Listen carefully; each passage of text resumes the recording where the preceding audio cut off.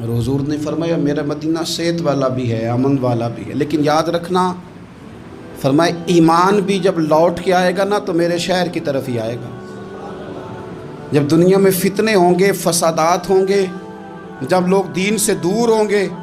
دنیا میں کفر، نفاق، فسادات غلبہ کریں گے،